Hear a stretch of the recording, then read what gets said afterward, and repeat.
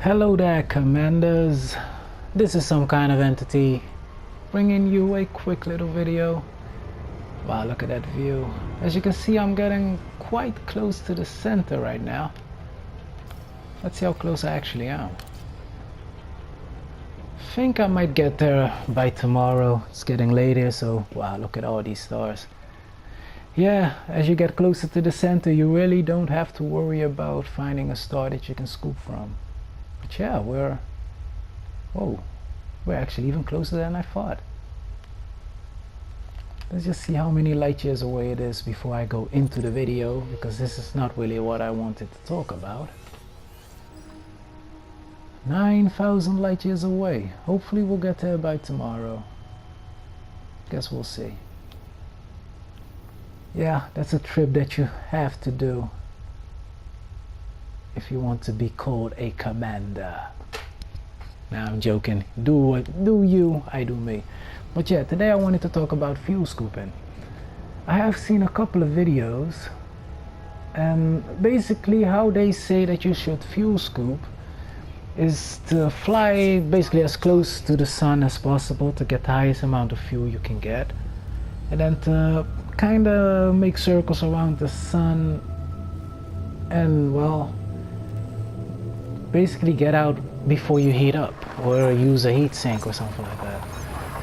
I don't think that is, well, basically if your amount of fuel is basically as high as mine is, then that is a good idea.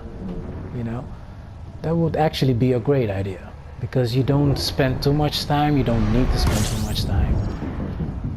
But that mostly work if you have the highest rate of fuel scoop possible. Basically what they say is you go as close to that line as possible, but as you can see, my heat is building up really quick, and some ships, they just don't really, they're not really able to handle all that heat quite well. And especially if you're on a trip like this, you know, a long trip, and I forgot to put a field maintenance unit on this thing. So yeah, if you heat up and you get damage, you're not going to be able to fix it that quickly. Now of course you can go to Jacques Station, which is a destination that I'm going to go after I visited the center. But let's say you just found a lot of brown dwarfs, basically, or non-scoopable stars, and your fuel is about halfway. Then that would not be the greatest way to fuel scoop, especially if you don't have the highest grade on it. I have a 4A fuel scoop because I decided to get the largest fuel tank possible, and as you can see, a 37, basically a 38 light year jump isn't gonna take too much fuel out of my ship. So even if I come across a lot of brown dwarfs, I don't have to redirect myself to a scoopable star. But let's just say I have like maybe 7-8 jumps, if I made 7-8 jumps and they were all brown dwarfs. It has happened. Then you don't really want to heat up that quickly that you have to get out of range and then get back into range and then get back out of range.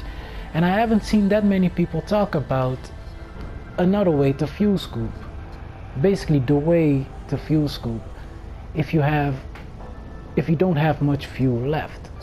Now let's just make the jump. I'm not really going to be able to demonstrate this to its full capacity since I'm already filled with fuel.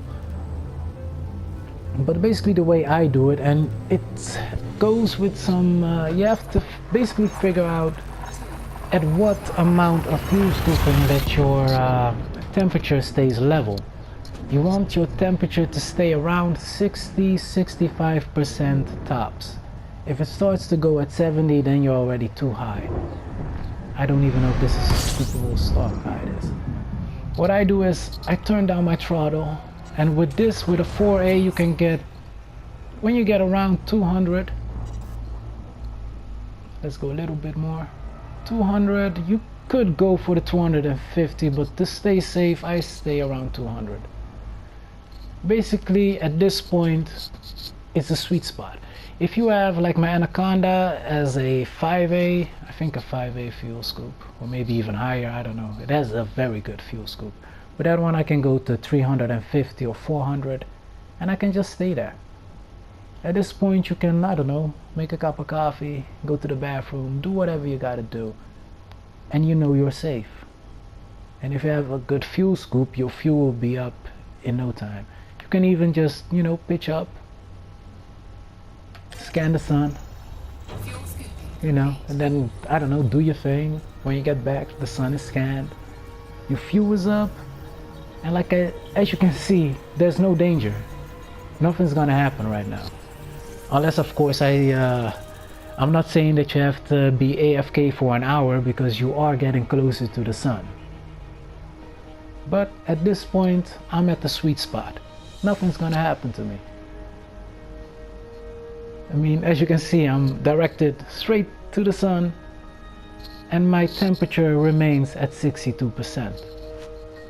And I'm still getting around 200 of worth of fuel per second. So, and like I said, I haven't seen many people do videos like this. They usually do videos of when you don't really need the fuel scoop a lot, that you jump in, fly maybe 1-2 circles around the sun, and then before you heat up you jump out. But if your fuel was almost empty, that is not the best way to do a fuel scoop. This would be the better way. Yeah, you have to wait for a while because you're not getting as much fuel, but as you can see, my temperature is still at 62%, and it's gonna stay level. I mean, yeah, as the longer I stay away, of course, the closer I get, but you can stay like away for 5 minutes, or, you know, do your thing, wait for your fuel to be all the way up, and then you can go, you know, go do your thing basically. So yeah, I guess I'm gonna end it here. Like I said, it's just a very quick video, mostly for the newbies who don't really want to get, don't want to fly too close to the sun and be like Icarus. I don't even know how many of you people know that story, but yeah, if you don't know that story, look it up. Icarus, the dude who flew too close to the sun. Yeah, as you can see, no problem. I'm not getting, oh, let's not screw up at the last moment. But yeah, as you can see, no damage, no worries, no need to fly close. Of course, like I said, if you don't have a lot of fuel to scoop, basically if you keep finding scoopable stars, that is the best way to do it. You know, you jump in, fly around the sun as close as possible, and your fuel will probably be full before you overheat.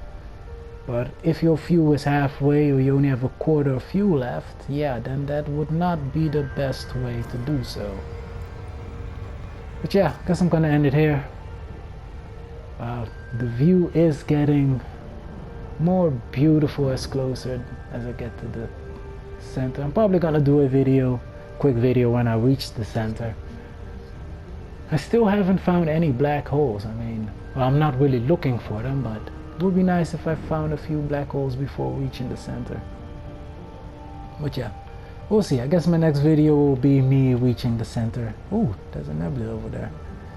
I really should not be looking at these things because these really are a distraction. I probably could have reached the center already, but I like flying close to these nebulas, fly in, you know, perhaps land on a planet and just look up. I know, it's just, I'm a nerd deep down. From deep down inside, I really am a 100% nerd. I just love this.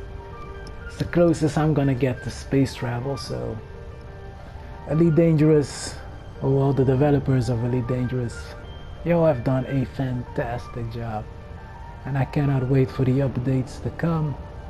I will gladly pay for them. But yeah, that's it. Some kind of ended the out.